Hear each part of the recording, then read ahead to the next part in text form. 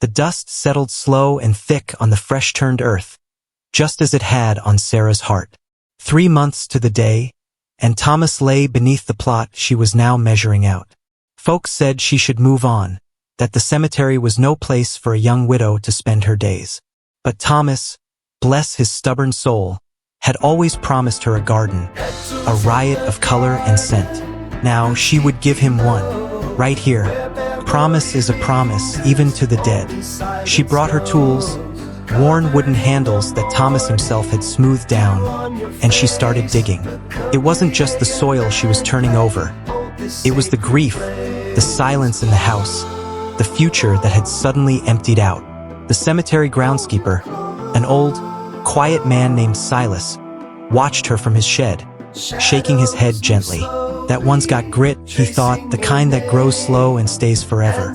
She planted bulbs first, the promise of spring buried deep in the cold autumn ground, a secret only she and Thomas knew. The work was a penance and a prayer. Every spade of dirt was a conversation, every aching muscle a memory.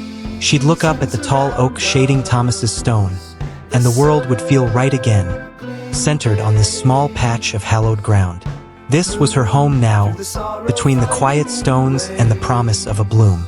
Sarah kept to a schedule, same as Thomas had for his carpentry shop. Mornings, she'd be there, the dew still cold on the marble markers. She brought compost in old burlap sacks, spreading the dark, rich earth like a blanket over Thomas. She talked to him, too, low and murmuring, the way a river talks to its banks. Remember that big fuss we had over the rose bushes, Thomas? You wanting red and me set on the pale pink ones? Well, I got both, see? Just to make sure you behave. The words didn't fix the ache, but they made the silence less sharp. Her presence started to change the look of the little corner. Where others had simple, fading arrangements, Sarah's plot was becoming a tapestry. She planned for sunflowers for height, foxglove for drama, and forget-me-nots, of course, everywhere.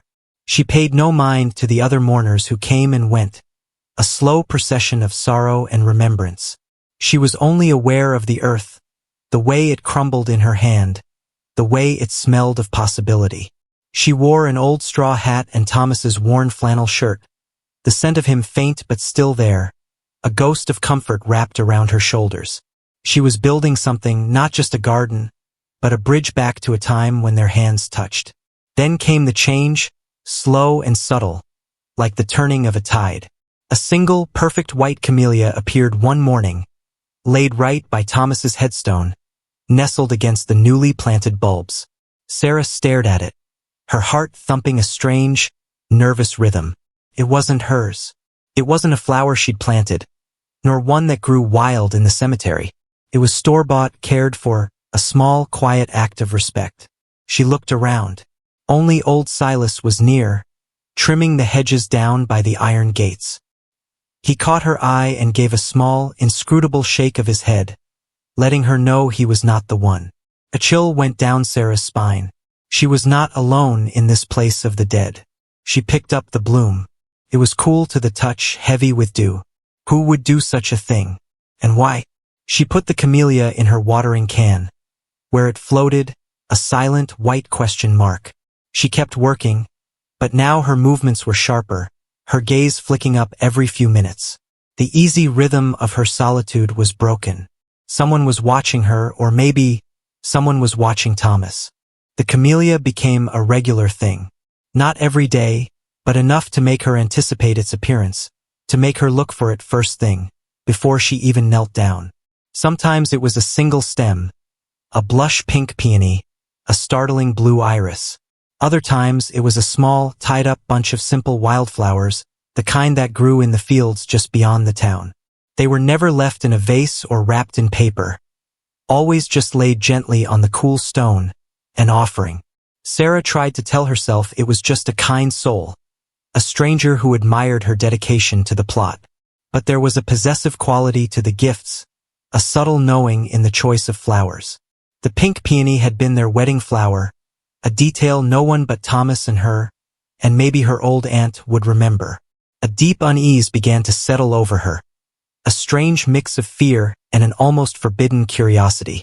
She kept her secret, telling no one, not wanting to frighten off this unseen benefactor, this ghost of kindness. But she started arriving earlier, just as the sun was beginning to burn off the mist, hoping to catch the shadow, the flicker of movement.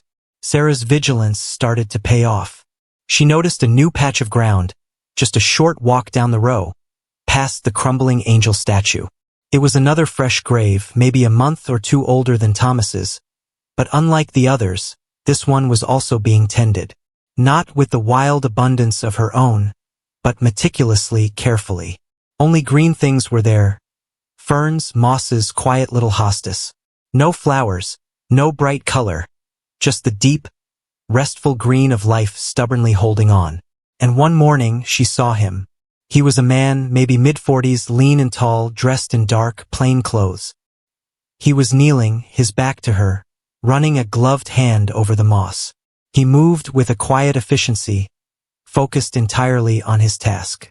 There was a sense of deep, contained sorrow about him, the kind that doesn't scream but just settles in the bones. Sarah froze, crouching behind the headstone of an anonymous Mr. Henderson. Could he be the one? The flower lever? She watched him until he packed his tools into a canvas bag and walked away, disappearing down the main path without a backward glance. His face was obscured by the shadow of his old felt hat. He hadn't noticed her. Not yet. The flowers kept coming, but now Sarah knew where they were coming from, or at least, who might be placing them. The man at the green grave. His name, she learned from the simple brass plaque, was David. David's wife, Eleanor. The name was carved plain and neat. Sarah looked from her riotous, colorful plot to David's quiet, reserved one. Their grief was a different language entirely. Hers was a shout of color and life. His was a deep, silent sigh of green.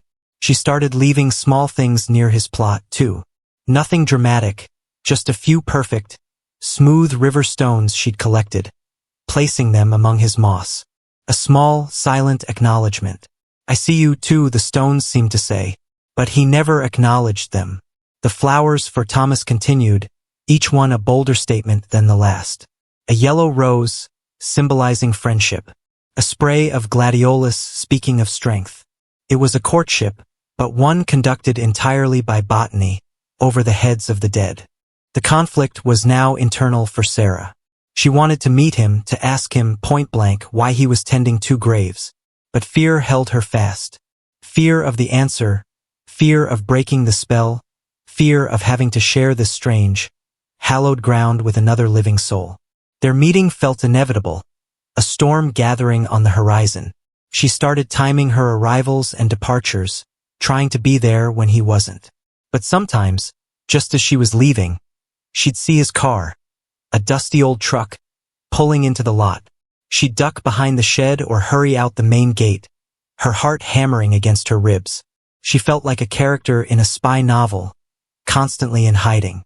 Her friends noticed the change. "Sarah, you're looking a little jumpy," her neighbor, Maybelle, observed over coffee. "Like you've got a secret." Sarah just offered a vague smile. "I do," she thought. "His name is David, and he talks to my dead husband with flowers." The secrecy gave the whole affair a delicious, dangerous edge. It was the most alive she had felt since Thomas passed. One rainy afternoon, the kind where the sky is the color of old pewter, Sarah found a note tucked beneath a cluster of lavender on Thomas's grave. Her hands trembled as she unfolded the damp paper. The handwriting was neat, slightly old-fashioned, using an ink pen. It was a single, simple line. "The soil needs turning again before the heavy rain sets in." No greeting, no signature, just a quiet instruction about the garden. It was intimate, a shared understanding of the earth's needs. Sarah looked toward David's plot. He was there, kneeling, his back still to her, a dark silhouette against the gray light. He knew she was here. He knew she would see the note. It was a challenge, a subtle way of announcing his presence and his interest. She felt a flush creep up her neck. He wasn't just leaving flowers. He was involved in the actual care of Thomas's plot. This crossed a line. This was no longer just an offering. It was a partnership. Sarah decided to escalate the silent conversation. She took her most prized possession, a miniature terracotta owl that Thomas had won for her at the county fair, and placed it on the corner of David's wife Eleanor's stone. It was a silly, whimsical thing, completely at odds with the somber green of the plot. It was her way of saying, "I know it's you, and now I'm talking back." She left quickly, not wanting to see his reaction, but she felt a strange mix of power and fear. The next morning, the owl was gone. Sarah's breath hitched in her throat. Had she offended him? Had she gone too far? But as she approached Thomas's grave, she saw it. The little owl was perched high on Thomas's headstone, its painted eyes seeming to look directly at her. And beneath it, not a single flower, but a brand new, small, sharp-edged trowel, the handle polished and smooth, a gift of tools, a gesture of permanent, shared work. The trowel was the final, undeniable thread that bound them. Sarah began to leave questions in the garden. She'd leave a particular spot unweeded, or a row of seeds half-planted. And the next morning, the work would be finished, done with the same meticulous care she used herself. She learned his ways. He preferred a very fine layer of mulch. He always watered thoroughly at the root, never on the leaves. He had a preference for deep purple blooms. And David, through his silent additions, was learning her. She was messy, passionate, loved the scent of lavender, and always left her gloves tucked under Thomas's stone. They were tending a garden together, sharing the intimacy of labor and the silence of grief, without ever having spoken a single word. It was a dance of two wounded souls, circling each other in the most sacred and quiet of places. The cemetery had become a workshop, a retreat, and a battlefield of unspoken emotion. The suspense was nearly unbearable. Every rustle of the leaves, every distant footstep, made Sarah's head snap up. She started dressing differently, too, her old flannel traded for a softer, moss-green shirt. Subtly, she was acknowledging the other garden, the green one. She imagined what David looked like without the hat, what his voice sounded like. Low? Gravelly? Did he ever smile? The questions spun in her head, eclipsing the raw pain of Thomas's absence. Now, the pain was a dull ache, but the curiosity was a sharp, demanding hunger. This secret connection was a lifeline, a new reason to wake up and face the day. She knew David was feeling the same tension. His offerings were becoming more personal, almost reckless. He left a small, antique silver thimble one day, a clear signal of domesticity, of shared life. Sarah felt reckless, too.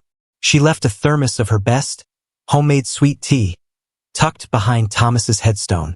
The next day, the thermos was gone, and in its place was a tiny, hand-carved wooden bird. Thomas had carved birds. The air left Sarah's lungs in a silent gasp. This man, David, knew things he shouldn't. Things about Thomas. The connection suddenly felt less like a chance encounter and more like fate, or worse, a haunting. Who was David, really? And why was he so deeply invested in the life and death of Thomas and the growth of his garden? The comforting silence of the cemetery was replaced by 1,000 questions, each one heavier than the last. She paced the length of the row between the two graves, 3 steps to Thomas, 8 to Eleanor. The geometry of their grief was becoming the map of her new life. The day of the storm arrived. The sky turned a bruised purple, and the wind began to howl, kicking up dust and leaves. Sarah was hurrying to cover the most delicate plants when she heard a heavy, rhythmic sound. It was David, further down the row, hammering stakes into the ground to protect his wife's quiet, green patch from the coming gale. Sarah felt an urgent, powerful need to speak, to call out his name, to break the silence before the storm broke over them. But she didn't. She stayed bent over the earth, her hair whipping around her face, securing the small sapling she had just planted. Then, a branch, heavy and dead, cracked from the tall oak tree, crashing down in the middle of Thomas's garden. Sarah cried out, a small, choked sound of pure despair. It had landed right on the new rose bushes, snapping the young canes. She stared at the damage, feeling the loss intensely, as if the branch had struck her instead. In an instant, David was there. He ran, not walking, across the grass, dropping his hammer. He stopped a few feet from her, his breath ragged. This was it. The moment. Their eyes met for the first time. They were both still, caught between the roar of the wind and the silence of the cemetery. He had sharp, kind eyes, the color of wet river stones, and a deep crease of permanent sorrow between his brows. He wore no hat. His hair was dark and wind-tossed. He didn't speak. He just looked at the branch, then at her tear-streaked face. The silence between them was more thunderous than the coming storm. David reached out a hand, not toward her, but toward the broken branch. His sleeve was wet with the first drops of rain. "Let's move it," he said, his voice low and a little rough, just as she had imagined. It wasn't a question or an offer. It was a command, a shared task. Sarah nodded, unable to find her voice. Together they heaved the heavy branch. It was solid, and the effort made them stand shoulder to shoulder, the heat of his presence sudden and overwhelming. When they finally dragged the branch clear, Sarah looked at the damage, the broken roses, the trampled forget-me-nots. "It's ruined," she whispered, the words catching in her throat. David knelt down immediately, ignoring the rain that was starting to fall in earnest. He carefully lifted a broken cane, examining the wound. "No, Sarah," he said, using her name naturally, as if they'd been talking for years. "Not ruined, just hurt. We can prune this back. A good, clean cut right here above this bud. It will make it stronger, more beautiful next year." He looked up at her, and his gaze was steady, seeing not just the garden, but her. "That's what you do, you know, with things that are broken." He didn't offer a platitude about time healing all wounds. He offered a practical truth about growth. He was talking about the garden, but he was talking about them, too. He was talking about their shattered lives. They worked in a shared, frantic rhythm for the next hour, a strange intimacy born of necessity. The rain drenched them, plastering their clothes to their skin, but neither of them noticed. David brought a saw from his truck, and they cut the large branch into manageable pieces. He showed her how to make the clean, diagonal cuts on the rose canes. "You have to be decisive," he murmured, his hand close to hers on the pruning shears. "The plant knows when you're afraid." He then turned his attention to Thomas's headstone, gently clearing the leaves and debris. "Thomas was a lucky man, Sarah," he said, not looking at her. The words were quiet, a simple statement of fact. Sarah finally found her voice, a question that had been burning for weeks. "The peony, the wedding flower. How did you know?" David paused, the trowel still in his hand. He slowly stood up and looked across the space between their two graves, from Thomas's colorful life to Eleanor's quiet green one. He tucked his hands into his pockets. "Eleanor and Thomas," he began, his eyes drifting. "They didn't know each other well, just through me. Thomas made the beautiful crib for our son, Leo. He made the little bird, too, for Eleanor's birthday before she got sick. He was the only one who ever brought her those pale pink peonies when she was in the hospital. He said they were quiet and strong, just like her." Sarah's head swam with the sudden rush of connection. The two men, Thomas and David, had crossed paths in the deep valley of grief and hope. Her heart ached for Eleanor, for the unseen life she'd just discovered. "And the little owl," Sarah whispered, her voice barely audible over the wind. "Why did you put it back on Thomas's grave?" David's lips quirked up for the barest fraction of a second, the first hint of a smile she had ever seen. He stepped toward her, his proximity a warm anchor in the chill. "Eleanor loved whimsy. She said everything needs a watchman. The owl was for the garden. She wouldn't have wanted it sitting on her grave. She would have wanted it watching over the life that's coming. The one you're growing here." He gestured to the bruised but still breathing patch of earth. "She would have been so pleased by all the color." He gave a small, respectful nod toward Thomas's stone. "And I wanted to watch over it, too. For both of them." The storm finally broke, a deluge of cleansing rain. David didn't move. Sarah didn't move. They stood there, two survivors, soaking wet, standing on the sacred ground where their former lives lay buried. The tension had broken, replaced by a quiet, profound understanding. They weren't strangers anymore. They were fellow gardeners, fellow keepers of memory. "It's too wet to finish today," David said, his voice soft. "But tomorrow, I'll be here early. We have to mend this, Sarah. Together." He looked her straight in the eye, and the question in his gaze was no longer about flowers or secrets. It was a simple, tentative invitation. An invitation to keep living, to keep tending. Sarah didn't hesitate. She looked from the broken earth to his earnest face, and the future, which had been a desolate, empty field, suddenly held the promise of a quiet, stubborn bloom.